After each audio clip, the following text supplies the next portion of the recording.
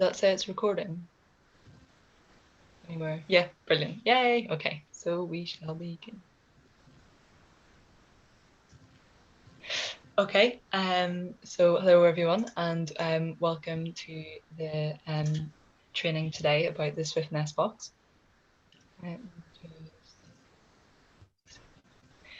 And yeah, so we're doing this in collaboration with Edinburgh Tool Library and our Edinburgh local Swift group.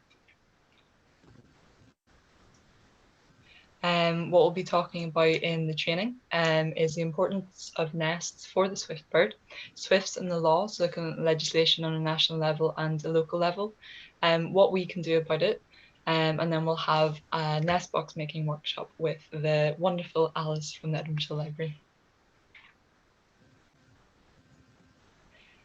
So as I said, the aim for this is really to empower you to be able to answer questions to people in your local community about Swift homes and why they're important, and to offer the different options of what they might look like in different buildings. So for people that have never come across a Swift before, just very briefly, this is a Swift bird. It appears black in flight, so it's actually a sooty brown colour. It's got this short forked tail, and that's different from the swallow, which looks similar, but it's got a long tail. And it's got a dark belly, which is different from the house martin, which has got a white belly, but also looks visually similar. What's distinct about the swift is that it's very fast, very high, and it has this crescent-shaped wings that looks a bit like an anchor. They've got this wee tuft of the white beards that they lose after their juveniles. And here is a real life one, not a cartoon one, of them looking super cute underneath a pant tile roof in their wee homes. So yeah, first we're going to look at the importance of the swift nests. So if you don't know already, the wonderful swift bird makes this amazing, incredible journey the whole way to Southeast Africa, and down to Malawi, and sometimes as far as South Africa. When it gets back to Edinburgh, it's just flown 7,000 miles in the space of a few weeks, which is pretty crazy. And not only that, but it's not landed since the last time I left Edinburgh the previous August. So it's away from August until May, when it comes back again, and it flies that entire time. And that map is actual research of a bird that was tagged. So that was the actual journey that it made. Why else is the Swift box important? Well, these are the little baby swiftlets that look super adorable here, but whenever they're born, they're not so cute, and they look a bit more like dinosaurs, and that's can remind us that the swifts evolved around the same time as the T-Rex died out. The swifts, they pair for life, and they meet back at the same nest box, just like John was saying earlier on. They literally know exactly where to come back to nest the following year, and they meet their partner there. They lay between 1 and 3 white eggs, which take 37 to 56 days to hatch. And after they hatch and are 4 weeks old, they start doing press-ups within their nest box, which is why there's a slightly longer swift nest box for the swifts to do press-ups, though there is evidence that the swifts can do press-ups in tinier spaces as well. At 6 weeks old, they fledge the nest and they leave. And like me and Alice were saying before, they take 3 years to land again. So the whole time they're juvenile, they don't land again. So it's 3 years in the sky. And whenever they leave the nest, so the Greek name for the swift is apis apis, which or the Latin name, sorry, but in Greek that means without foot. And doesn't mean they don't have feet. They have very strong feet that help them cling to vertical walls, but their legs are really tiny and they kind of fall over. So they're not very adapted to the land, and they just kind of fall out. So whenever they're leaving the nest, they don't push themselves off. They literally fall and then gain enough momentum and kind of swoop up the way. Which we'll come back to why that's important later on. Another really important thing about the swift nests and the swift's home is that it's the most researched cause of population decline. And there's other potential factors of their food supply of insects, decreasing population, and climate change, frequency of intense weather and storms impacting their migration. But what is definitely researched and definitely confirmed is the loss of habitats through destruction of their homes, basically. John gave a really good example there of the roof being renovated. So why is that? Development without considering nature. So that might look like buildings being demolished without realizing that there are nest boxes here. I like to believe that there's always goodness in everyone, and it's just that they haven't realized that there's nest boxes there. Another cause can be the repair of roofs or renovation or insulation, which is obviously great for the roof and great for the people living there, but they might not realize that there's swifts nesting there. The final thing is that there's new builds happening all over Scotland, as we all know, and not all of them yet provide swift nest boxes or bricks, which would be a really good opportunity. We're hoping for that to happen more and more. So briefly looking at swifts and the law, and this is where you can really back up your argument for talking to people about why having a swift nest box is important.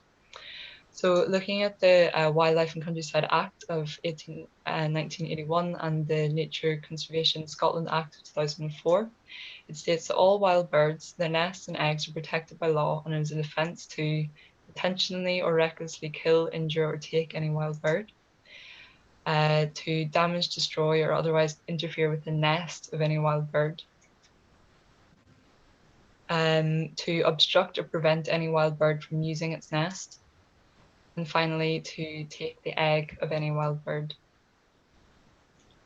On a national level as well, there's a thing called biodiversity net gain, and that is basically to make sure that a building, either a new development from land to building or like an extension, that it improves its locality for biodiversity rather than causes a reduction. That's currently in law in the National Planning Policy Framework and the NPPF F4. However, it doesn't state exactly a number or percentage gain in biodiversity.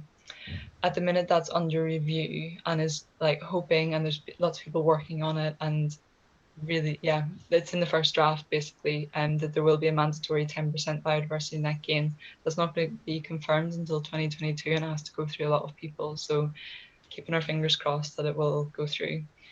And that the net gain will be required to be maintained for at least 30 years. And this is why swifts are great. So as we heard, they mate for life, they're site loyal, they come back to the same site, and they return to where they were born. So even if the parents pass away, their lifespan's only 5 years, 5 to 8 years. As far as I know, there was a recording for a swift lasting 20 years. John will probably know more about this than me. Yeah, so because they return to where they're born, there will always be almost like a supply of swifts going to the same site. So therefore it really fits the criteria of this biodiversity net gain.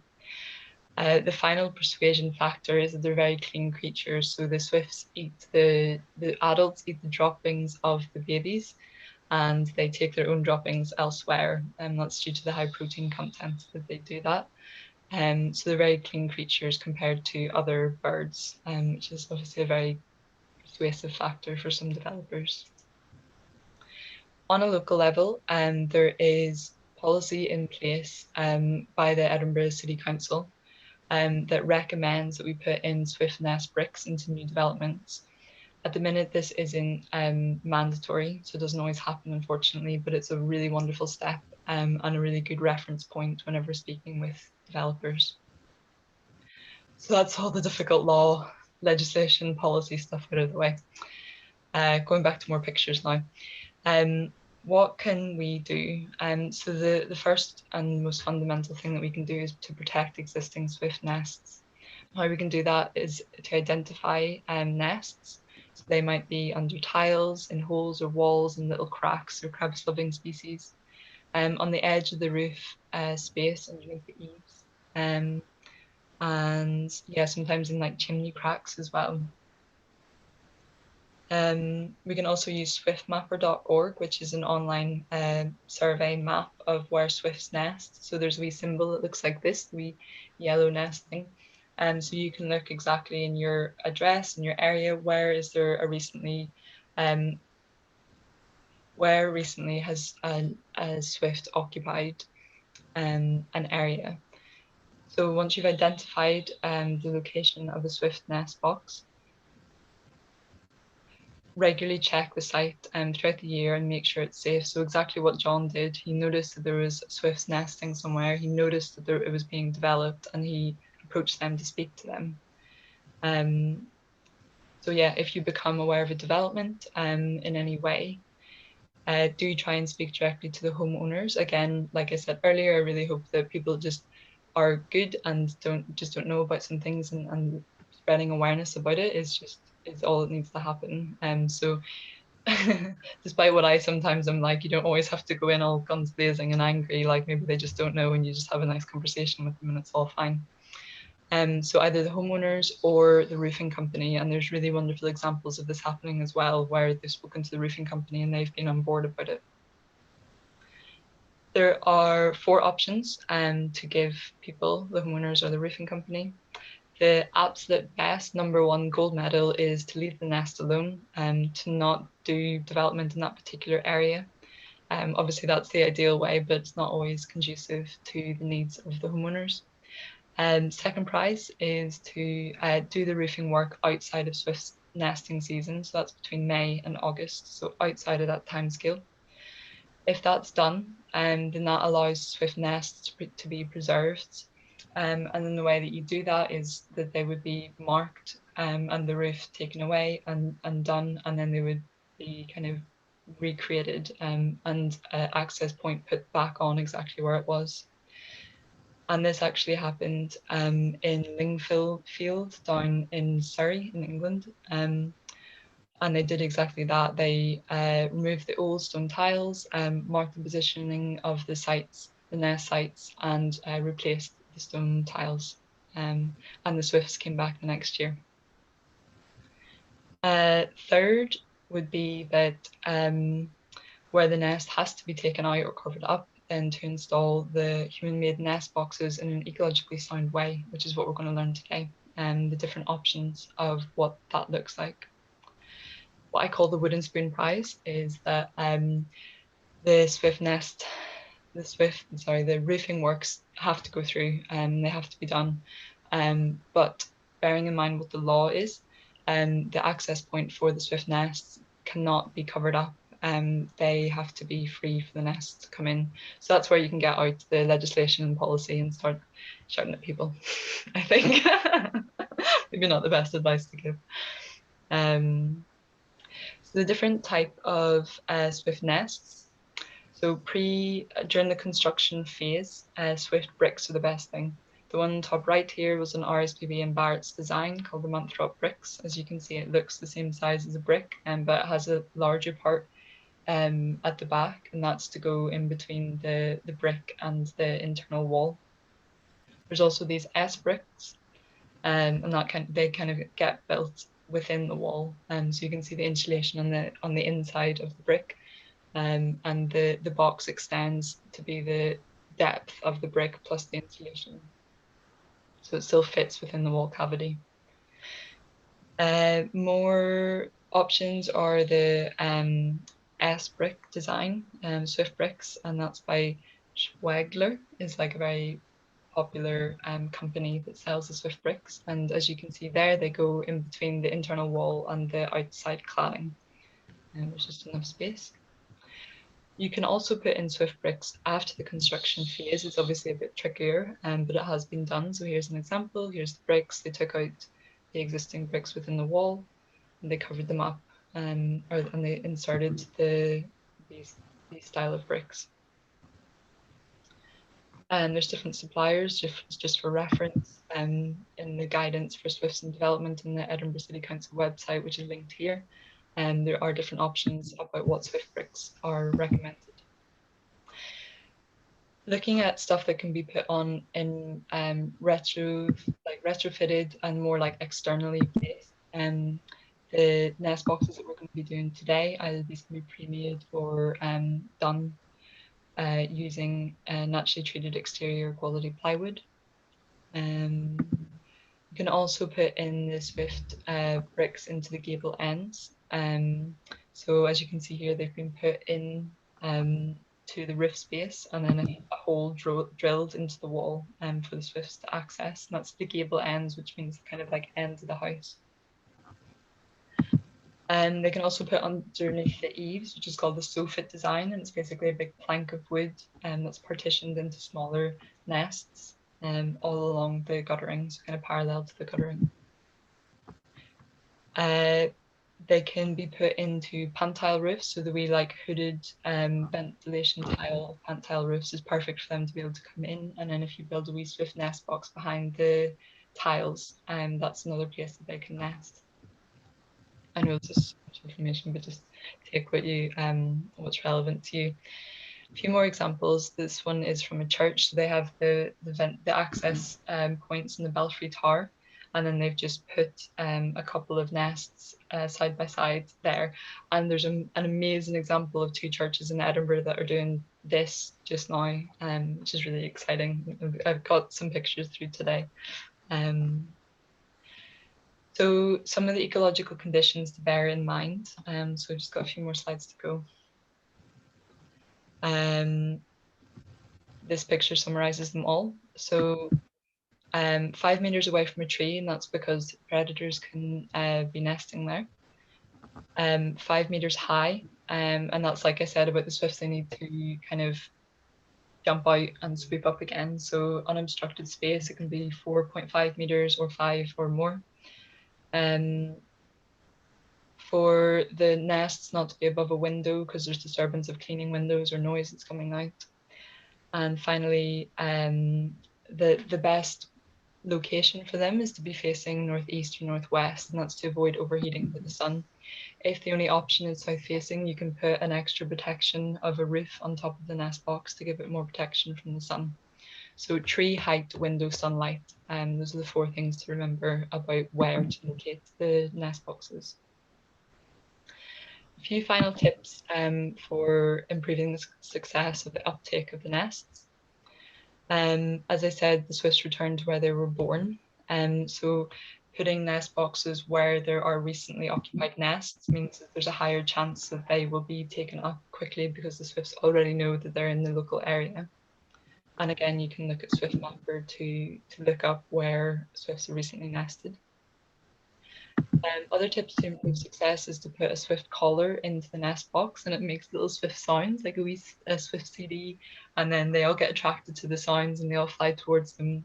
And there has been successful evidence of this happening. However, sometimes there's also evidence of people waiting 3-5 years for the Swifts to take up the nest boxes. So in some ways there's a bit of luck, and in other ways you can, yeah, improve success in different ways. One final thing is if you were on the inside to almost start making the nest for the swifts, so to fill it with down feathers or other old feathers and different things like that, it means that they're more likely to see it as like an old nest that was used before, so more likely to nest there. I'll talk more about that in the workshop. And there's more links about how to get the attraction call CDs and the Swift collar system. That's about it. So that is everything. If you want to just ask your questions maybe as we go throughout the workshop, if you have any, because then we can get started making stuff. That sounds okay. Cool. I'll pass over to Alice. Wonderful. It is so, like I said, it's so exciting to get kind of the background for what we're making. And I'm excited to, as we kind of maybe do some troubleshooting and thinking about how we're putting this particular plan together, thinking about why that is and kind of how we can encourage other people to do the same. So that's very exciting. So how many people will be making along with me today? You would just raise a hand or you could put it in the chat. Yeah. Okay. Yeah. So, I mean, basically I have my pieces pre-cut. And so the thing that will take the longest time in this workshop is the actual sawing. So if you are planning on doing that today, we can absolutely wait for you and we can kind of set a pace together as we're going. If you are making, it's good to have a sturdy table, and it might get a little messy, a little loud. Mostly the hammering has come up as an issue previously with night workshops when people have children. So if you are using those tools, again, just keep that in mind. You're welcome to leave yourself unmuted if you like, but you're welcome to leave yourself muted as well. And if you have any questions, feel free to put it in the chat or interrupt me or use the raise hand icon. But I think because we're a small group, we should be able to kind of just chat easily. Let me see this. I say put it in the chat, and then I'm so bad at watching the chat and watching the video. I can But do yeah. that for you, Alice. Awesome, thank you. But yeah, I think what will be great about having this recording is that you'll have the kind of information from Katie, and then also you can have that. We'll give this to you to refer to when you are making. And I don't know if you already mentioned this, but I am very happy to be a resource. So if you find yourself stuck, you're welcome to. I'll send my email along, and you can email me, or we can have a quick video call or something like that. And hopefully, our workshops will open up sooner rather than later, and then we could maybe even do something in person. So it looks like, so no one's going to be doing the full making today. So it might just kind of go through, and I mean, while it is enjoyable to watch a person saw for a half an hour, I probably will skip that part. So in terms of safety while you're doing this, it's pretty, all the materials and tools we're using are pretty basic. Do watch for splinters, and when you're, hammering or sawing, watch for your fingers. I think probably you don't have material, maybe some of you have materials, but again, if you need any help with sourcing materials, as Katie said, we want to be using things that are FSC certified, which just means that they've been certified by the Forest Stewardship Council. There's also great resources for reclaimed materials at places like Move On Wood Recycling. We also often just find things like pallets, or I don't know if anyone's on the MeadowShare Facebook group or FreeCycle, but people often are breaking things down. So while the measurements that they have on the RSPB site for the plan are what we want to stick to, you don't necessarily have to have one long plank of wood. You could make the pieces just from kind of different pieces of wood that you have.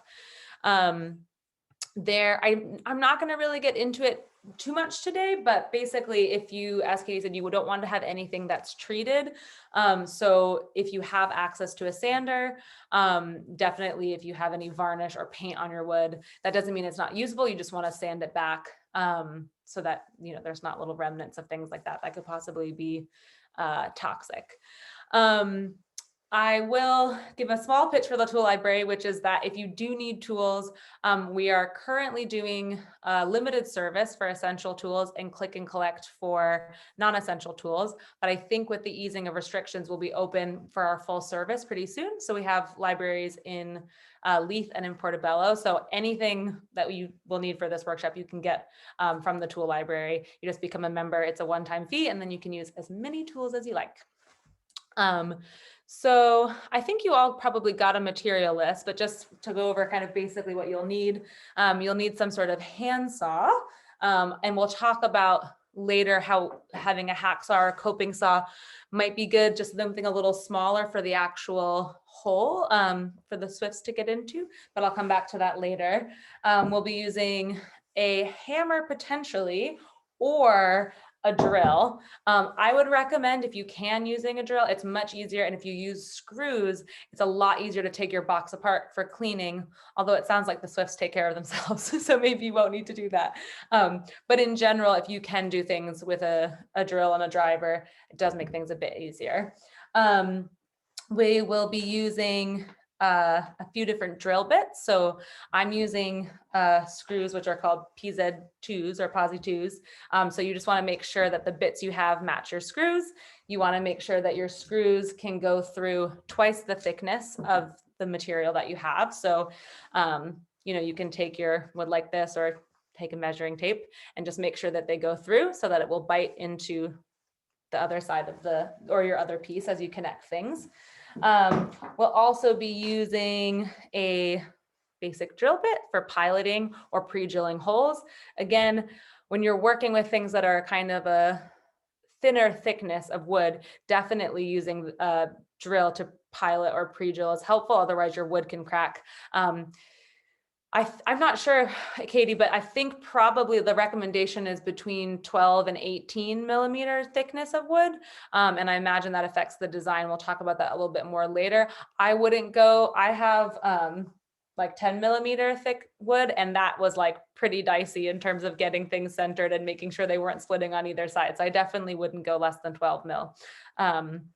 And then the last thing, if you want to get a little fancy, is using a countersink, which is a drill bit that you can use. You can see that it's the same shape, kind of the inverse of a screw head. And so you can basically, after you've done your pre-drilled hole, you can use one of these in your drill, and you can basically make it so that the screw heads will be flat surface and flush with your box. So any questions about any of that?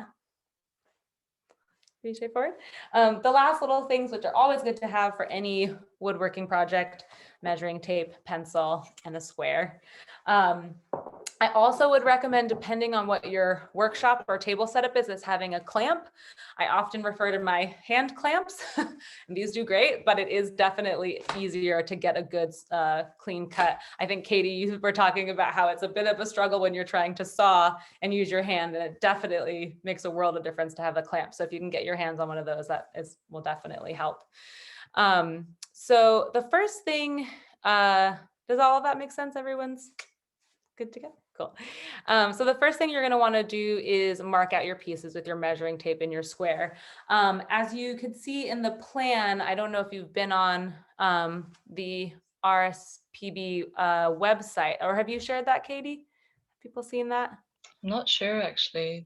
I don't know if I have. I can get up just now. Yeah, I can. Here, if I share screen, here we are. Can everyone see that? Yeah. Great. So this is a wonderful guide here, as well as, I think there's a PDF somewhere. Here we are. And basically, this is a great guide for laying out all your pieces. What's nice about this design is that it's all based on a plank that's 150 millimeters across. And so all of your pieces can be cut from that one piece. Again, if you have other materials, you can find, bits and bobs to put together those pieces. You can create, like, for example, from a pallet, those pieces won't be wide enough, but you could put them together with wood glue and make the pieces, that you need. But the first step would be to make sure that you have enough material for all of these dimensions.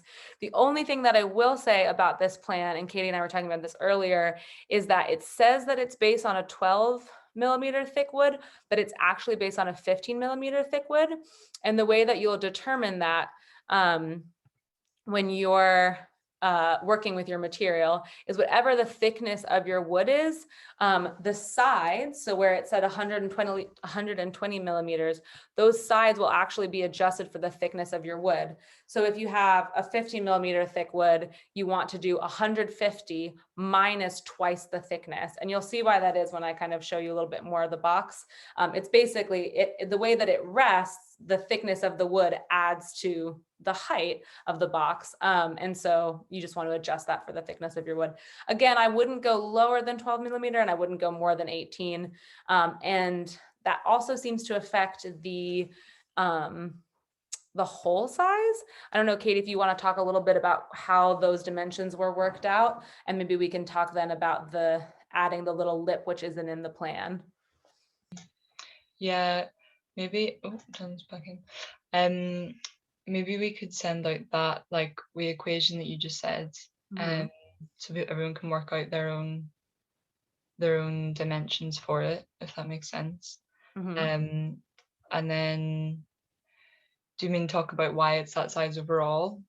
Or why you can talk about so it's the size overall, but also like why the hole has to be that size. Because I know if your wood is thicker, then the hole actually has to be wider as well, right? Yeah, totally. Yeah, so that's to exclude larger birds to come in and nest there. So starlings, often house martins can nest as well. And again, it's not like we're going to be like, no house martins kind of thing. Like if they nest, and that's what happens kind of thing. But that's what's been researched to be proven that it will exclude other birds except the swifts if it is this particular size that we'll be doing. And the one thing that's different from the plans that I realized today that is different to what's in the RSPB DIY plans is that there's not a wee bit of wood at the bottom to stop eggs rolling out. And I spoke to somebody who, like, I think he made the plans, and he was like, it's fine, especially if you make a little nest space within the nest box. So we might put like a strip of wood along the inside of the whole box to stop the eggs rolling out further into the nest. Um, or else we can do it as, if you've not already cut your wood, we can do it with the whole of the nest box, the access point to be higher than the bottom of the nest box.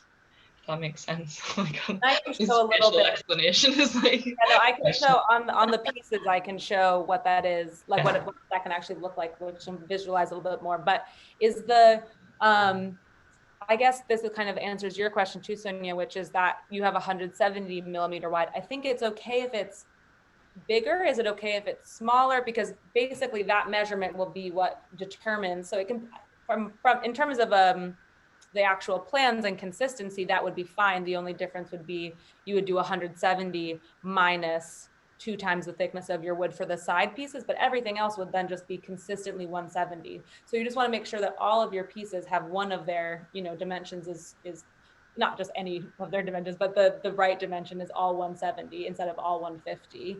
But would that be too big for the Swifts, or No. are they happy? No, yeah, I mean, like yeah, it's been like there's research into how they are happy in smaller spaces and in larger spaces, because some of them would nest in like big roofs where there's not really a kind of nest as such. They've just created a nest within a larger space. So that's totally fine. That's grand. And is the for the hole itself, obviously it needs to be wide enough for them to get in. So is that, does that have to do with this kind of falling out that they do, or is it just so that they have enough space to get in and out, basically? Yeah, just so they've got enough space to come in and out, which is why, like, it's not the end of the world if the hole is like on the bottom, is like flush to the bottom that we were talking, rather than being raised. Like, that is fine for them, as long as there's some other allowance within the nest box that stops the eggs rolling like further up into the nest box. Um, but yeah, a lot of the nest box designs, like freshly made or whatever, they are like 3 or 4 centimeters off the bottom of the floor. So they should be able to get themselves that high up and out kind of thing. Yeah. Yeah, and just to finish up on that, Sonia, so you would just have to adjust for the sides. Everything else would be fine the same, sounds like. So when you're measuring, I would definitely, just a few little tips about that. Again, if you don't have excess material, it'll change things a little bit. So you just want to always, you know, measure twice, cut once.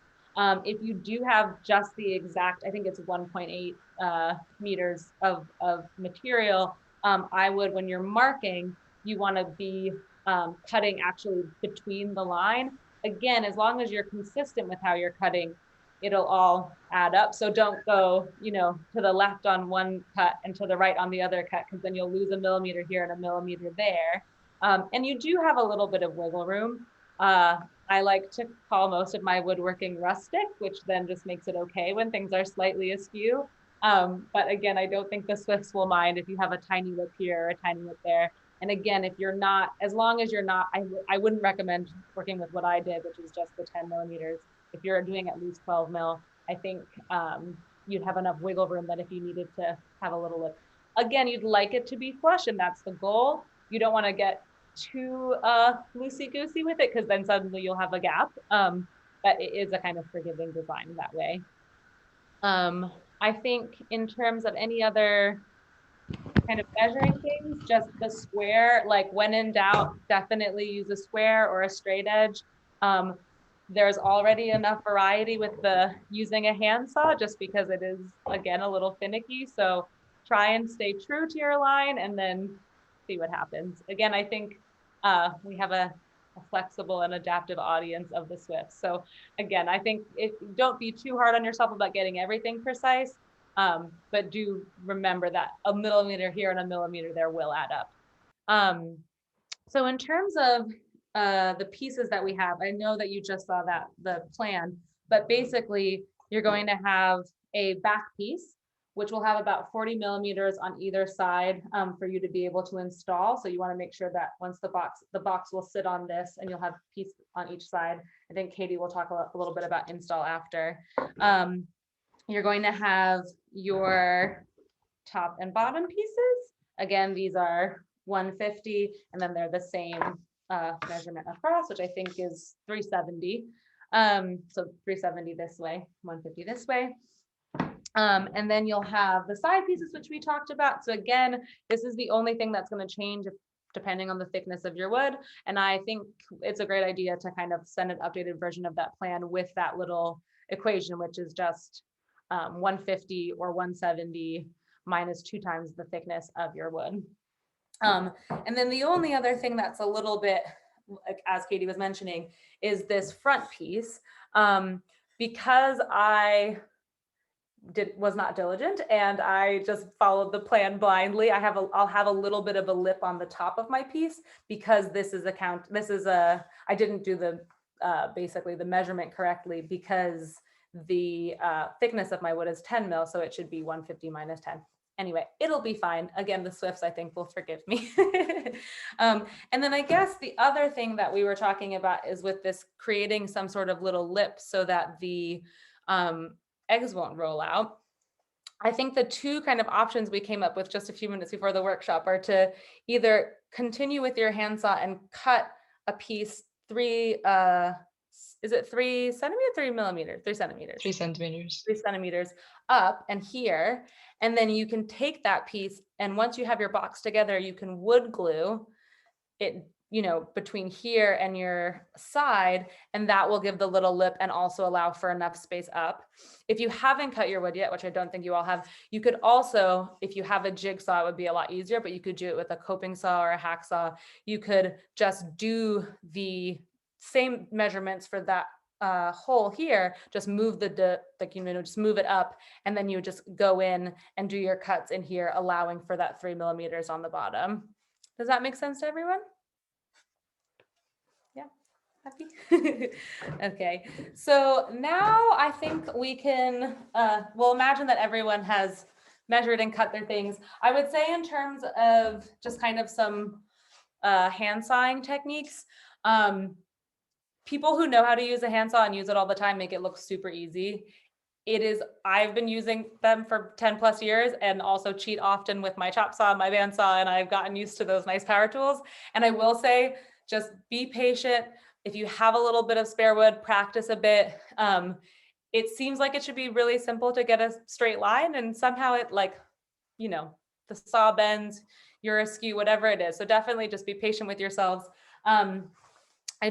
Usually I have a second camera, but unfortunately I forgot my charger today for my phone. So hopefully you can see here a little bit what I'm doing. But is that something you can see, this piece here? Yeah.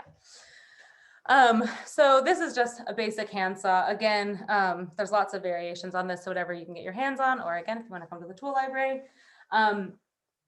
The cut itself is called a kerf. So once you've done your measurement here, I've used my square, I've gone on, I've done my measurement here. I'm going to try and follow that line as best I can. And some tips for doing that are just to, you can use, when you're sawing, you can use your finger to kind of steady the blade. And also it's good to kind of just keep an eye on the kind of straightness of the blade. Obviously there's quite a bit of bend in it. So again, slow and steady wins the race. You can always stop, although it's nice to get a good momentum going, and you'll find that getting started is kind of the most awkward part, but once you're into it, it's not so bad.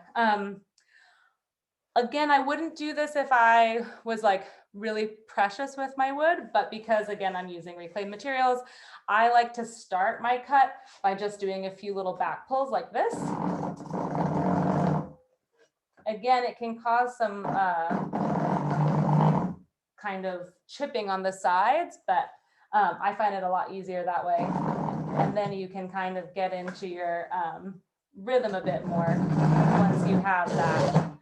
And once you feel it bite, you want to make sure that you're at an angle And the force is kind of on the down when you pull up. I mean, the way that the teeth are, you'll be getting material when you go back and forth, but I find that I get the best power actually when I'm pulling back. There's a bit of a kind of like oscillating to it, so you'll find yourself getting in the groove of it. And again, like this is my job and it always feels a little bit awkward starting, so definitely just push through that feeling. You can use just your hand. Again, if you can get your hands on a clamp, it makes the world of difference. I mean, I think for the last workshop, I was just holding this and I was kind of moving all around. So you really just want to get your rhythm going, you know, checking on both sides to make sure you're staying on your line. And again, once you get in the kind of rhythm of it, it can be very soothing and you'll have quite a few pieces to cut. So you'll kind of tackle that and get in the groove. And I'm sure you'll be very proud once you have all your pieces. Does anyone have any questions about that? No?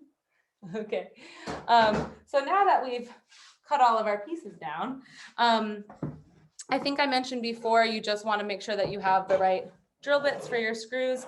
I am not going to put mine together with nails today because I imagine or hope that you can all get your hands on a drill and screws because that is the better way to do it. But if you are going to do it with a hammer and nails, I would try to either pre-pilot with a drill anyway, or you can, I would recommend putting your nails through before, like into your first piece beforehand on a sturdy surface, and then you can pull them out again and redo that once you have your second piece together like this, because surprisingly, ply is actually pretty hard to get through if you haven't done a pilot hole or a pre-drill. And so you'll get a lot more power when you have this down on like a table or something than if you're just kind of trying to do it, you know, like this. Does that make sense? All right, cool. So we have all of our pieces. I have, you know, pre-drilled and countersunk my pieces already, but I can just kind of go over the basics of the drill and driver if that would help, or do people feel pretty comfortable? Is that good? Okay. So Alex, how many screws do we need in total? Do you know? I think it's 20. 20. Yes, 20. And it's always good to have spare. You never know. And I would recommend, you know, the most commonly used screws are the Posi 2s, and most drill bit sets will come with a Posi 2. You could, I guess, like, I mean, use whatever you have, but I would definitely say just make sure that whatever screw heads you have, that you have the right bit to go with them. In terms of picking your drill bit, you want to make sure that the size that you have, when you measure it up with your screw, is such that the threads of the screw, sorry, I don't know if you can see this, the threads of the screw are hang over the size of your bit, so that once you're actually driving in the screw, it has something to bite into. So I've definitely made the mistake where it's a bit, you know, my drill bit is too large and then it just kind of sits in there, and then that's no good for anyone. So basically everything, like all of these fasteners are just holding things together by, you know, friction. So you just want to keep that in mind as you're putting things together. The countersink, as I mentioned before, is not necessary, but it does make for a nice flush surface for your box. And you can insert it into your drill the same way that you would insert a drill bit or a driver bit. So you can use a drill to drive. I think people kind of use the phrase interchangeably, but a drill bit is actually something in which you're boring a hole into something like this. And then when you're using something like this, like the Posi 2 bit, you're actually driving your fastener in. So you can get an impact driver, but for something basic like this, you don't really need one. You could use a drill, and that was fine to both drill and drive your pieces. Just kind of the basics of it. I mean, it's pretty straightforward. Again, for this, you're not going to need to mess with the settings at all. It can be on a low setting. You're just going through wood. But you know, if you find that you're getting resistance, there are numbers on here, and you can increase the strength of the rotation, which will then give you a little more force. You're going to push, think lefty righty tighty, lefty loosey. So if you're pushing your button in, you're going to be going clockwise, and you're pushing your button to the right side, you're going to be going counterclockwise. Does that make sense? So to go in, you want to be going clockwise, and then to go out, you want to be going counterclockwise. This is a battery powered drill, but you're welcome to use a corded one. And again, the only other thing is that when you push this button, it goes. Does anyone have any questions about that? Nope. Okay, so I think the next thing, let me just check my notes here. I think because people, unless Sonia, do you have any questions as you're going, or are you happy for us to crack on? Yeah, okay, cool. So what I would do is, as you are putting things together, I'm gonna do this again, actually. As you're putting things together, I would, and what I did last time was put the sides on first, so that I then had a little bit of a kind of brace while I was doing the other pieces, if that makes sense. So instead of having to do, you know, this kind of piece and then trying to put this one on, when I had the sides on, I was able to then just use the pressure of having it, you know, like this, to then create some stability while I was actually putting things together. Again, you can use clamps. I find that I actually like, when I'm doing this kind of assembly, to just use my hands. I feel like, especially if things are a little squint, then you can have a little wiggle room that way. So I'm gonna put my back piece to the side there. So this is my front piece. I'm gonna put that together first. I mean, really, it could be your front piece, any of your longer pieces with your sides, but that'll just give stability for the other two pieces. So we'll start with these side pieces. Because these are like nearly square, but not square, you do want to make sure that you're putting them the right way. So what that means is that they are with the side that is, let's see, with this side. So if it's, again, I'm not quite flush with mine, but you want to be making sure that the side that's 150 matches up with your piece that's 150. So not doing like this. But again, it's nice to have a little bit of a play with your pieces when you cut down, and kind of before you actually start putting them together, be like, does this make sense? And how does this box come together?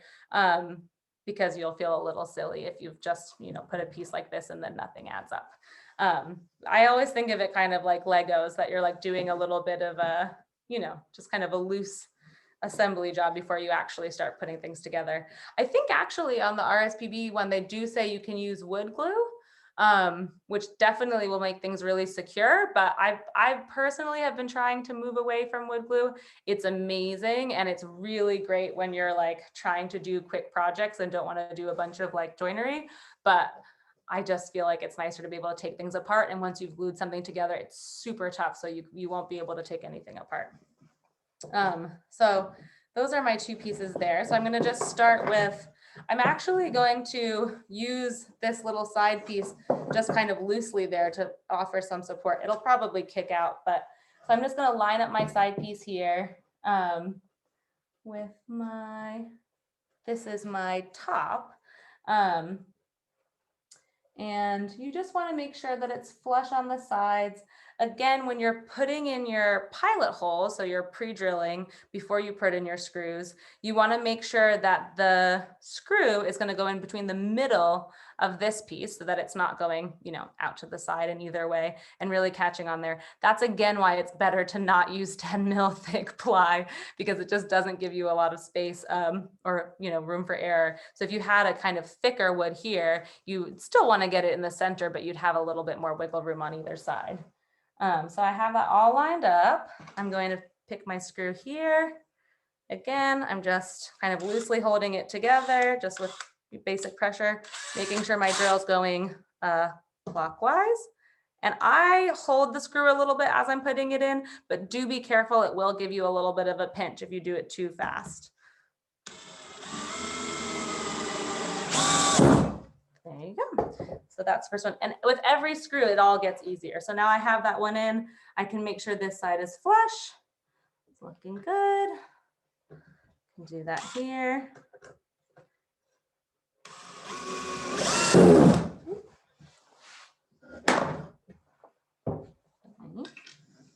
My very clever idea is not as clever as I thought.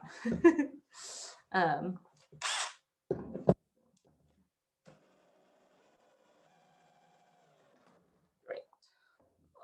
So now that side's on, which is great. It means I instantly have a lot more stability, and then the rest of it should be pretty straightforward to put together. Does anyone have any questions about that? No? Now's the part where you kind of just get to watch me put the box together. So I don't know if you want to chat amongst yourselves or, but basically, I mean, I think one of the things that's also very cool about nest boxes and doing bird boxes, and we've done a kind of variety of them, is that most woodworking starts with a box. I mean, pretty much anything you can, not anything you can think of, but most things that you can think of are just a box. So it's a really good skill to have. So once you have this, you'll understand the basic mechanics of how you want to design any kind of box, which is really the foundation.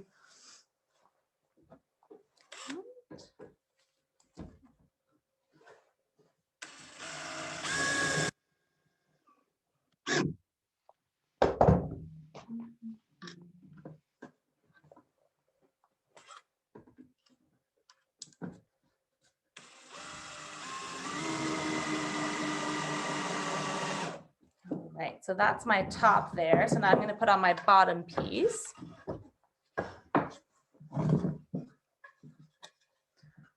Again, just making sure everything's all lined up. And you do have some wiggle room. So as I line this up, I can see, it looks like I'm getting a little lip on both sides, but the plywood is pliable enough that I can actually, once I have one side in flushed, I'll be able to push this in a little bit to make up for that difference.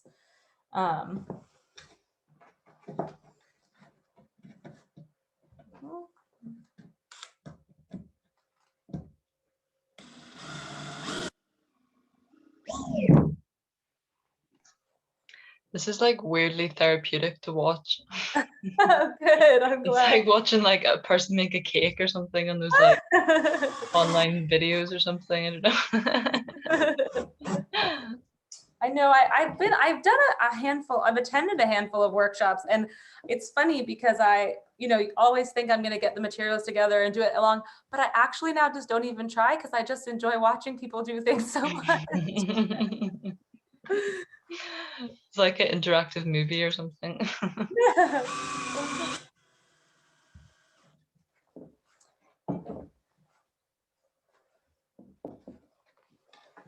The other thing is about the drill bits, as I was saying, you want to make sure you have the right bit. I will say something I've noticed a lot when people are starting to use it, is that they're not quite catching the, so it's like a cross section that, then fits into, snugly within the screw head.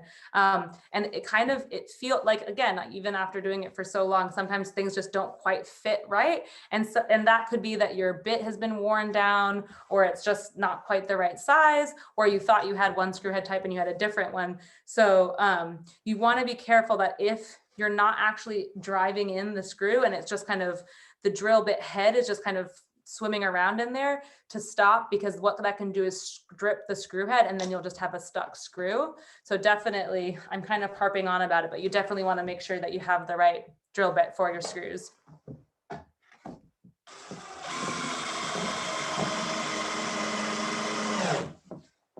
All right. I've totally done that before, trying to get a screw out, and then I couldn't get it out because I wrecked the screw. Oh no. Bad. Yeah. And then you have to bring in like an angle grinder or like some Yeah. serious kit that you're like, I was just making a box, I don't know why. The other thing to keep in mind is that when you are screwing on, so this is kind of, we have the basic now box. So this is, this could be a tiny shelf. There you go. But when you are placing your screws, not only do you want them to be centered within the piece that you're driving into, you also want to make sure when you're putting on this front piece that you're not then drilling or driving into a screw that you already have. So always keep in mind and check around to say, for this one, for example, if I was doing it right on the edge here, which I think would look nicer, it would go right into this other screw that I have here that's holding these side pieces together. So again, it seems obvious, but you learn the hard way. And like I said, so there's a little bit of a lip on mine just because of that thickness measurement that I got wrong, which again, I think is fine. It's better that it's over than under.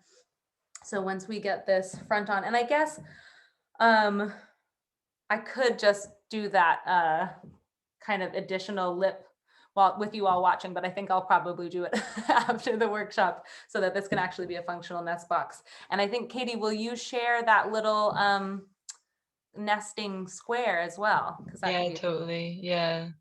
I mean, this can just be an example of what to do when it's like this, and when we can just add a strip of wood in the inside to stop the eggs rolling out. If you know what I mean, like on the bottom plank.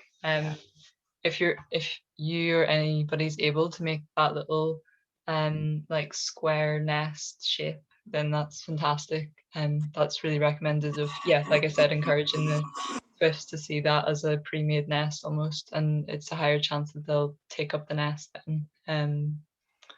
Yeah.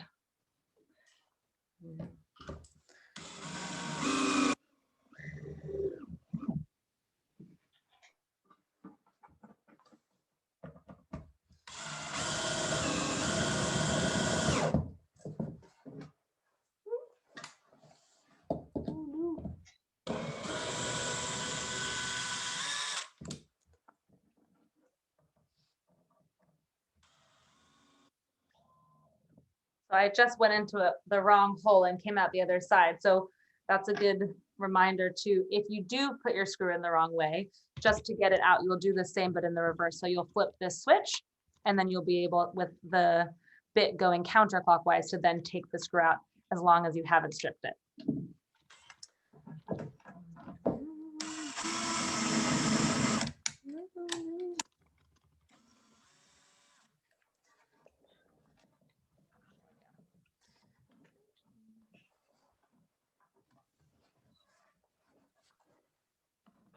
Yeah, I can just speak, Sonia. Yeah, I'm not sure the actual exact measurement of it. I think it will be on the like website where I was looking it up, kind of.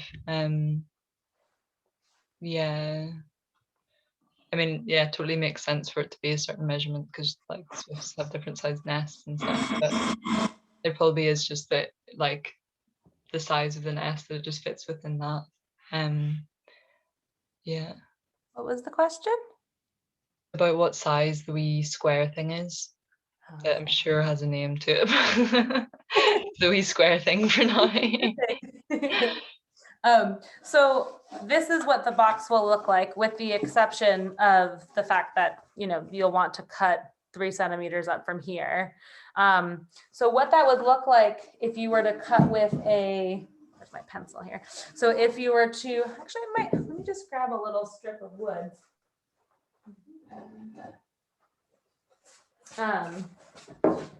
Yeah, so basically what you could do is have it be so that you keep this solid piece, and you move your whole square up, up here like this.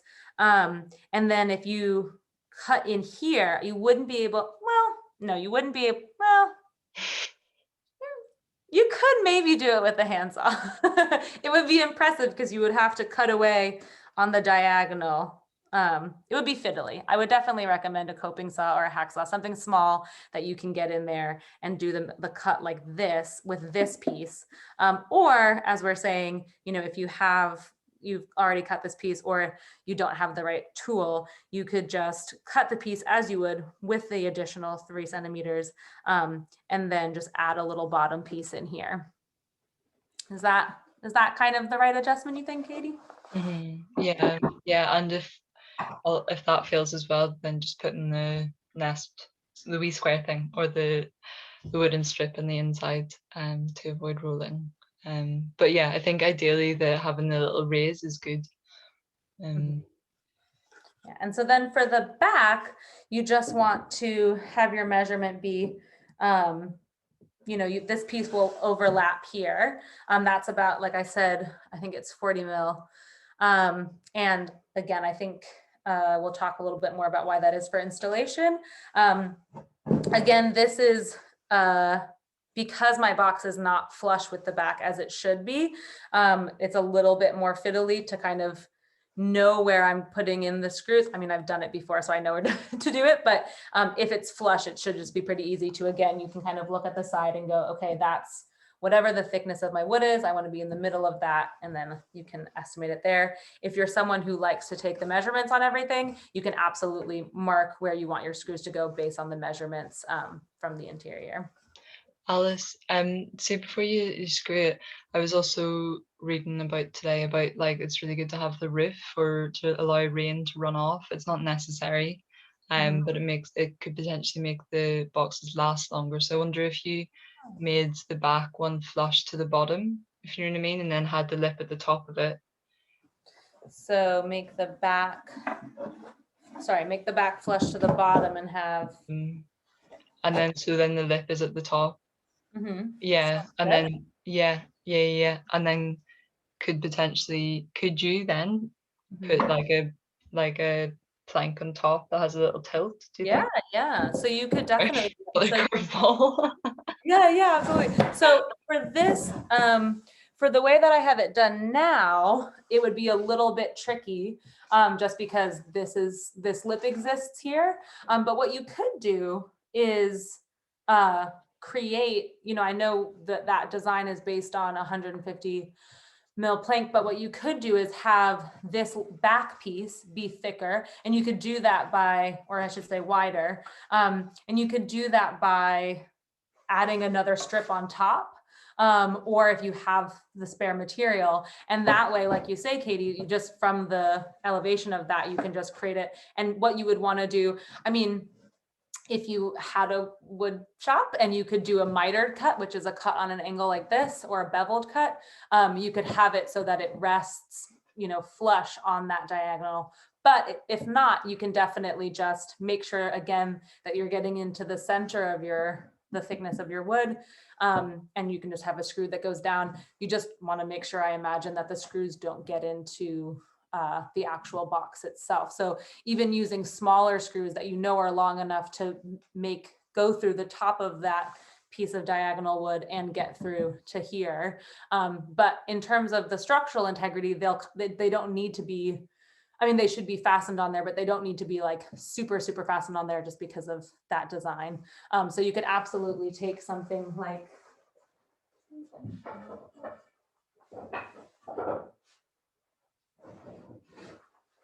hanging around here.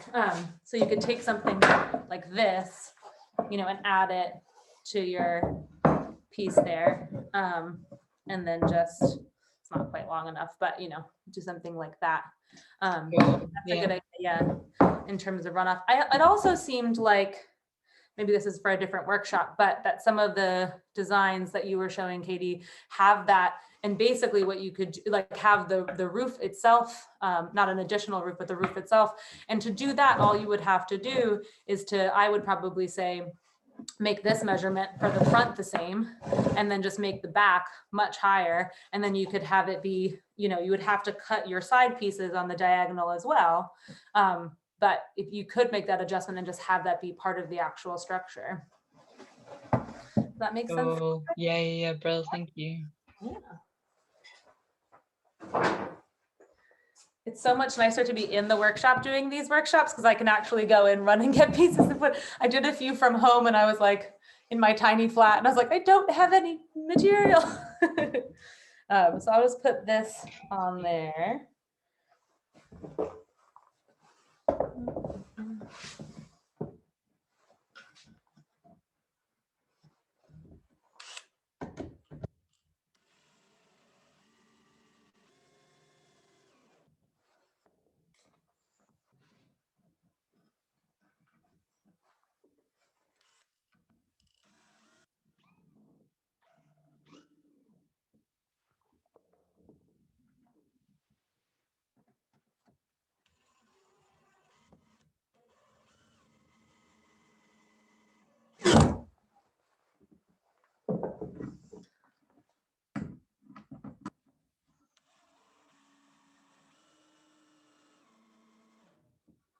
right.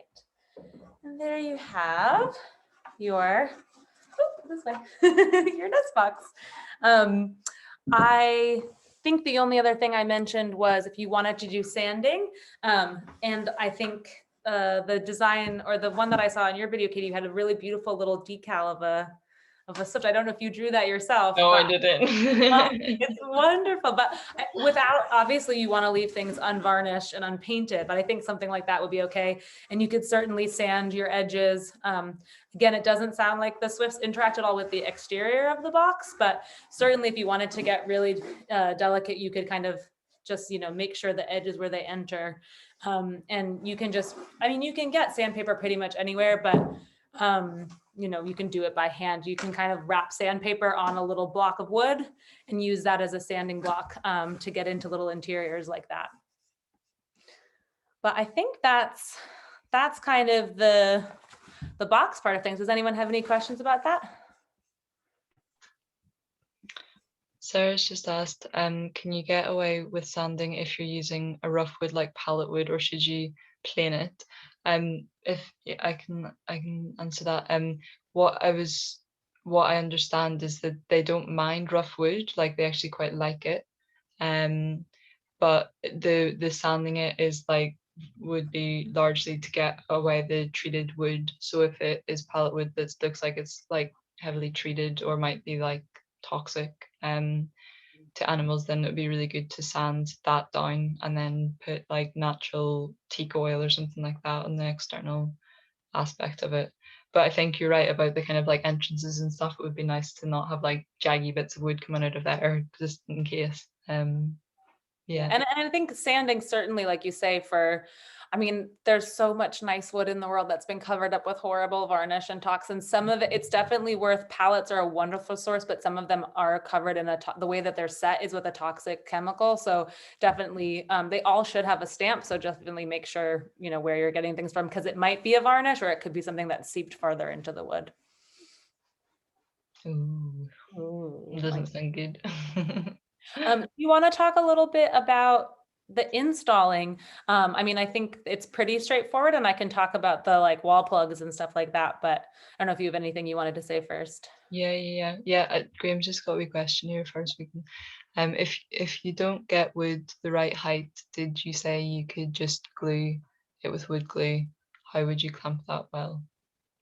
Yeah, so there's definitely a kind of cheat in terms of wood paneling that you can do if you are interested in woodworking and want to kind of have it to be more of a joining experience. You can use something like a biscuit joiner and actually have basically panels that are coming together that have a cut in the thickness of the wood that then has a little piece in between, and then you wood glue that.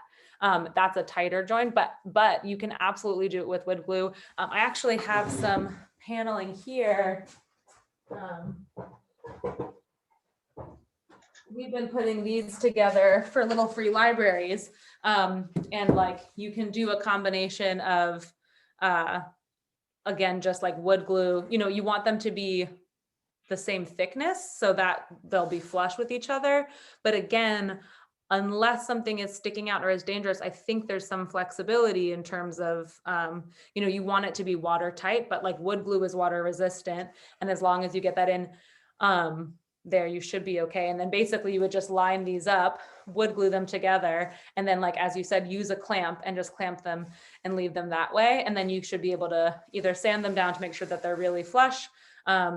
Or, if you have pieces that are, cut from the same piece, let's say you had a pallet, it's relatively all going to be the same thickness.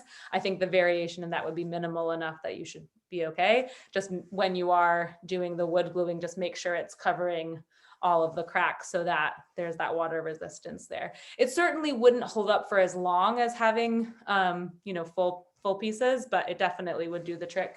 The other thing you could do, if you don't mind the look of it, is that you can actually just join things with batting like this. Again, you'd want to then go in and do some sort of wood glue probably, but I also think if you go that route and you want to put on a roof, that should actually be pretty good protection. Just have the roof overhang on the sides as well. Great, Alice, thank you.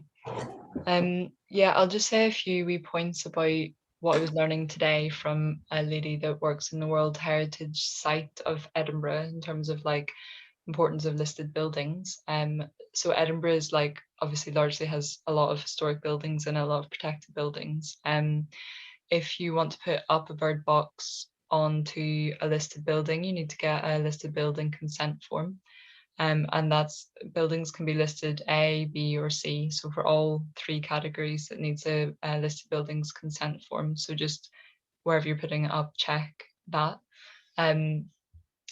Apparently well, we don't know. Yeah, they probably won't be hating on Swift boxes, but the main things that they're looking for is if it really deters from the visual attraction of the building. So if it was somewhere a bit more hidden than the front of the building, then it might be a bit more positive. And if it was up in the chimney on top of the roof as well, it would be another location that would be more approved of.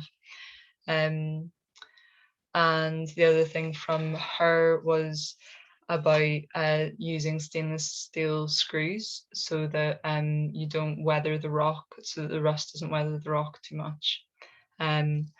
And beyond that, there's nothing that we can do or control, because at that point it will just be looking at the building and seeing if, even if you have the stainless steel screws, if the stone is strong enough to take the bird box without it weathering the stone too much. But hopefully you've got some buildings that aren't listed in the conservation area and are able to put them up. And do you want to say a wee bit about the wall plugs? Yeah, so I think probably in a similar vein, like this would be, I don't know what you'd probably have to get approval to do anything more invasive on a building that is not your own. But wall plugs are really great in terms of just anchoring things. So I don't know if people are familiar with them. I don't know if I actually don't think I have one on here, but they basically look like a little sheath for the screw. And what you do is you drill out a hole the size of the wall plug. It's a plastic kind of anchor. And then you put the anchor in the wall, like usually just tap it in with a hammer. And then then you put a screw into that sheath, what it does is it expands. And so it creates an extra anchoring within the wall. And I would say, other than that, in terms of install, just making sure that you're doing it, in the right place, and also being very careful on a ladder. I know they have to be quite high up. So probably having a ladder is a good idea. But, just to have someone spotting you in terms of, that's my health and safety hat. Yeah, great, thank you.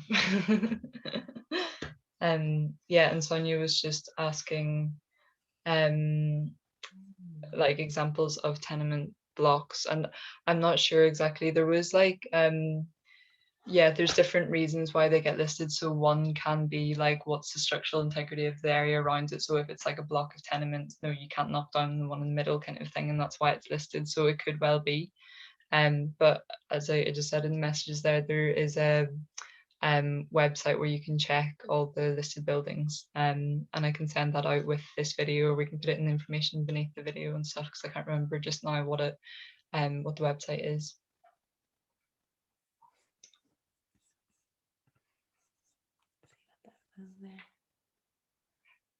They have like the pallet wood and stuff. Yeah, they are pretty good. They're pretty not like they if you go on their website, they usually have what they have in stock at the minute. It varies, but definitely probably the easiest thing to work with is a softwood. So something like pine or oak or larch. But basically, as long as it's not toxic, you're pretty good to go. I will say, once you get into the hardwoods, definitely use a drill and driver. You don't want to be hammered. I mean, it's doable. People did it for a very long time, but I would definitely say sticking with the softwoods is probably best. And they definitely have a lot of pallet wood, which is usually, or not usually, but often pine. But they also have larger pieces as well. Amazing. And yeah, I think you've mentioned it already, but just putting on like a covering, and the like waterproof covering, like the teak oil, or the what's the other one that you can use? I used it last year. I can't remember. It was like a natural oil that you can put in the exterior just to make it last longer, because I guess that's a bit of a trade-off of doing the boxes out of wood is just that they won't last longer. Well, and often they won't last longer than 5 or 10 years. Linseed, yes, that's right, linseed oil, yeah, and Grant. Thank you. Yeah, but it's still like I think it's still worth doing it for those years. Hopefully in 10 years it will be mandatory for every building in the whole of Edinburgh to have a Swift brick put in all over the buildings, and we'll be grand. So this is just a short-term solution. I was going to ask, I mean, if anyone has any other questions, but like I said, you know, I'm very happy to, I'll have my email, you know, Katie has an email, she can send it along, or, you know, we can include it in a kind of exit pack, I guess. And again, I think our workshops will be opening. So hopefully we could have a kind of Swift making session once we can all come back together again. We did just get funding for an outdoor workshop. So we have an amazing setup of cordless power tools. So if you are feeling intimidated by the hand sawing, that should be an option pretty soon. That's amazing. Yeah. The other thing was, if it's okay, I might put in the chat a feedback form. Again, I hope that none of this information will be needed because we'll be able to have regular workshops, but if people don't mind filling it out, I know it's a little bit funny of a setup, so any feedback or any ideas, I don't know if people have done other workshops, so they have tips, very open to that. So I'm gonna throw that in the chat here, but we can also include it in the email. Cool, thank you. That's great. But yeah, and if you take, if you do make them, please take photos and send them our way. That will be very exciting. Yeah, we've just got a Edinburgh Swift social media ongoing, so we can both post about it. So exciting. Does anybody have any more questions out of all of that information, or anything they want to say?